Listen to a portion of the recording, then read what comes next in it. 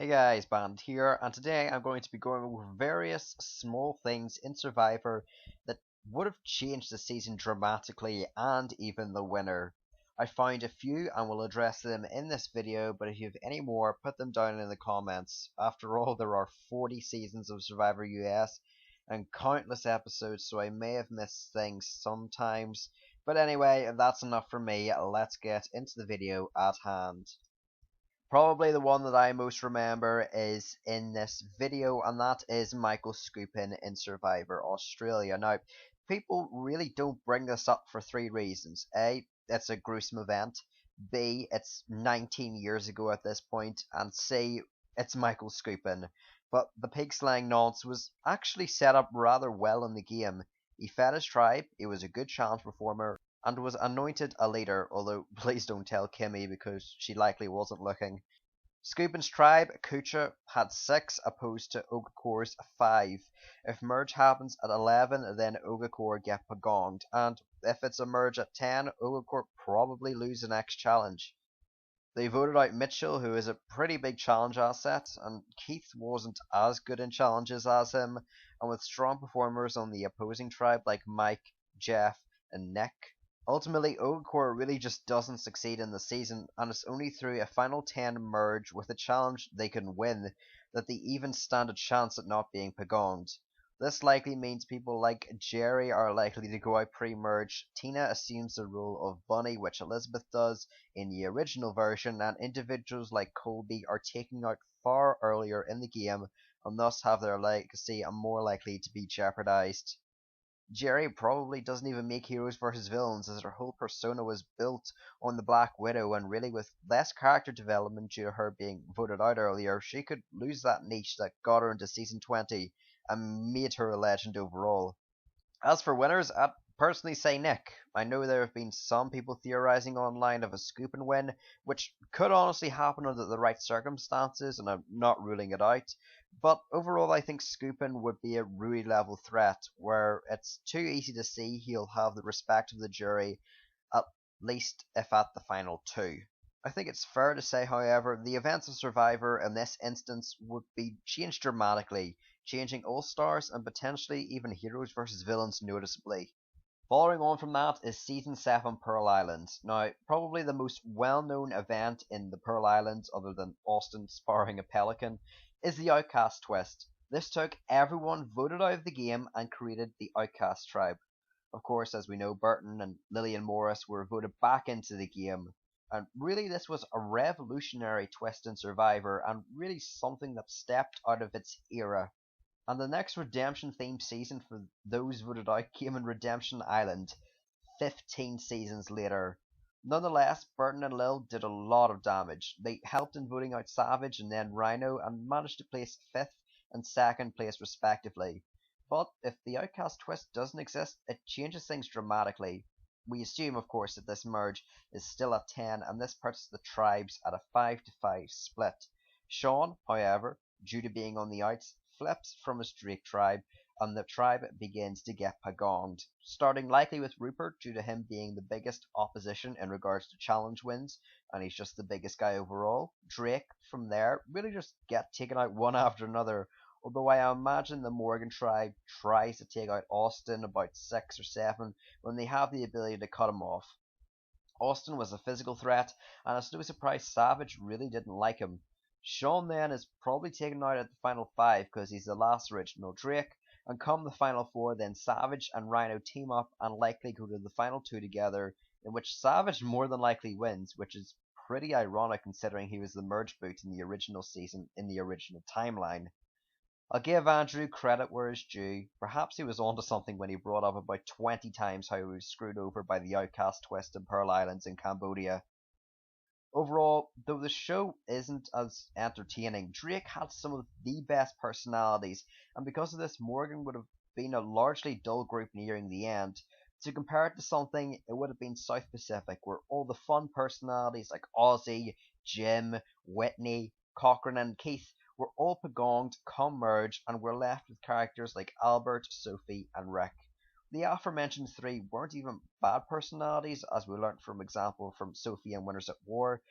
but they got 1, 3, and 5 in regards to placement, and still just not entertaining on the show. That's how, more or less, I would imagine Morgan prolonging Drake would happen. Thank God Probst was largely forced to participate in the twist he hated, huh? I guess it helped the season overall. Next up is Survivor Samoa, where we are going to be talking about Galoo member and ultimately emerged boot Eric. Unfortunately, Samoa was completely swamped by Russell's revolutionary gameplay and roughly 100 confessionals. Because of this, others really didn't have their time to shine. I feel like this is another instance of a small decision that could have shaped the season. If Eric plays his idol at Merge, things change dramatically. So, in playing his idol at the Merge, that will cause Russell to also play his idol. That is, if Russell hasn't already played his before Eric plays his, as he does so in the original timeline. As such, Russell wastes his idol in this situation. Eric negates the huge amount of votes cast for him, and Jason is the shocking Merge boot. With 2 idols out of play, the Galoo females hate Eric even more and really want him gone. Russell finds the idol like always, but keeps it knowing Eric is the bigger target. Laura wins immunity again and Eric is eliminated. Russell then idols Laura at the final 10. Even with Shambo on their side, however, then Russell only has 4 numbers in regards to the season, and John has far less incentive flipping this time in comparison to the final 10 where he had to avoid a rock draw. I know Russell is good at finding idols, but in this example I'll assume he doesn't find 3, 1 tribal after another consistently. Because of this, Russell is eliminated 5-4 in my plans. The group of Brett, Dave, John, Kelly, and Monica then make the final 5, where through winning immunity challenges and just being generally a very likable presence, Brett ultimately wins the game. And I think this is something people don't really give credit to in regards to Brett's game. He had a really good shot at winning Samoa despite seeming like a goofy kid at points and being somewhat under-edited. It's weird to think how in these past 3 examples the entire merge dynamics are flipped on their head if a twist or decision is changed. Pretty crazy, right? Next up really isn't a surprise. It's JT from Heroes vs Villains, and although this technically isn't a small moment in Survivor per se, I think the outcomes really haven't been talked about that much.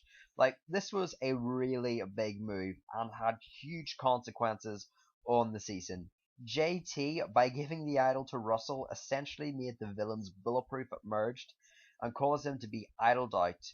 But if JT saves his idol and doesn't give it to Russell, things change dramatically. For instance, if JT has his idol, the villains have far less leverage to keep Sandra in their side come the merge. As we know, Heroes vs Villains had a merge at 10 with 5 villains and 5 heroes. Parvati had a lot of power with 2 idols, one of which she found after the Outback Steakhouse reward challenge, and one of which Russell also handed to her, which came from JT.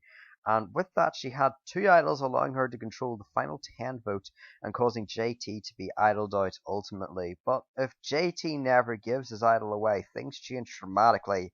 I imagine despite Sandra and Rupert's relationship, she stays with the villains at least for the first vote.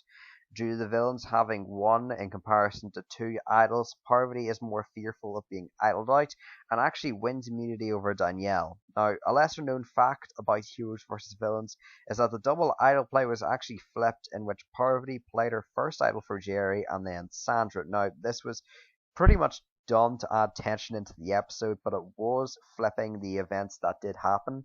So I just wanted to clarify that at least. So when the merge tribal happens and Parv goes into her bag, she's probably going to play her idol for Jerry. This blocks all votes cast for Jerry, but then JT pulls out his hero's idol, plays it on himself, and negates the votes cast against him. Now, this isn't a guaranteed event, such as Danielle. In this instance, she doesn't win immunity, and is a viable target for the heroes, and the villains' reasoning for voting JT in the original timeline was because he gave his away and they were less fearful of him having another idol. But I think this is a fairly accurate summary and is logical. With all votes negated, it goes to a revote where Sandra probably flips. Again, if it's a 4-4 tie on the revote, then people have to draw rocks, and that's really something I can't see her do, especially when her whole facade is anybody but me. Because of this, Danielle goes on the revote as both Parvati and Jerry are immune, with Sandra being needed as a flipper. In this timeline, the heroes also assume Russell may still be manipulated by the female villains and want to keep him as well. Danielle becomes the merge boot, and the villains continue to get picked off. As Russell idles himself, final 9, Parvati is eliminated 6-3 as Candace can't flip to the villains because Sandra has already flipped to the heroes. Kind of the reverse of what happens in the real show. At 8, JT finds the idol and Jerry is eliminated. And then at the final 7, Russell wins immunity like always, and Sandra is assumed the easy boot until JT tells the heroes to boot Candace. She is an immunity challenge threat and someone that could have flipped had JT not idled correctly. Russell and Sandra agree to this obviously, and Candace is eliminated. JT wins final 6 immunity probably, and then Russell and Sandra are picked off as JT also idles at the final 5 as it is the last time he can do so. At the final 4, JT wins immunity again, and this is speculation, but he was the best performer at that point in the game, in my opinion. At this point, nonetheless, I feel Colby is the final 4 boot. He's an extremely likable underdog the entire game and has got friends on the jury such as Jerry, Candace, and others. As such, JT wins in a Rupert, Amanda, and himself final 3 with the votes probably 6-1. Again, some of these things are just pure speculation, but the idol mishap, I'm sure we can all agree, really hampered JT's chances and really give the villains the ability to win out in the season. And finally for this video, we have one other event coming all the way from Survivor Season 31 Cambodia. This begins in the final 6 where Spencer wins immunity, and with Kelly and Keith on the outs, a simple split plan is put forward in which it is 2-2-2 to avoid a potential idol play. But due to Kimmy talking with Kelly and Spencer and Tasha noticing their time together, the plan turned from a split vote to a 3-3. Eventually, Kimmy is eliminated, but if we assume Kimmy subtly tells Kelly the plan for, say, 30 seconds or something and moves on, things for that season change. Spencer and Tasha no longer have ammunition against trusting Kimmy and can't really tell that to Jeremy. And Jeremy really trusted Kimmy. After all, she swore to Jeremy she was loyal to him and even put it on her family's life. So the intended split vote actually is foiled, and Jeremy is eliminated 3-1 in a shocking vote out. This, in a complete twist, puts Spencer and Tasha on the bottom, where with Kelly winning immunity and having an idol, both her and Keith are immune at Tribal, forcing the swing in Kimmy to eliminate the challenge threat in Spencer. At the final 4, due to his ability to succeed in hand-eye coordination-oriented challenges, I'd give the win to Keith. Kimmy is then eliminated due to being a jury threat with a great final 6 play under her belt. At the final 3 to conclude, Kelly wins with 5-6 votes for her, a strong winner and game changer sitting at the end with Tasha and Keith. Anyway, that's me guys. Thank you for watching the video. I hope you enjoyed. If you did, make sure to leave a like, and hey, if you're new here, potentially consider subscribing to the channel with the notification bell on to see all my uploads again. We're on the grind to just keep on getting more subscribers on this channel and keep growing, and by sharing the content and giving feedback, I can hopefully get there someday. And again, if you do have any recommendations in the comment section for people I can bring back for another video, then make sure to also comment them down below. Again, I might get some inspiration online and inspiration from you guys in the comments overall, and through that I might be able to make a second part to this video if that is something that ultimately the viewer base would be interested in. But thank you guys for watching this video. I've been Bandit, and peace!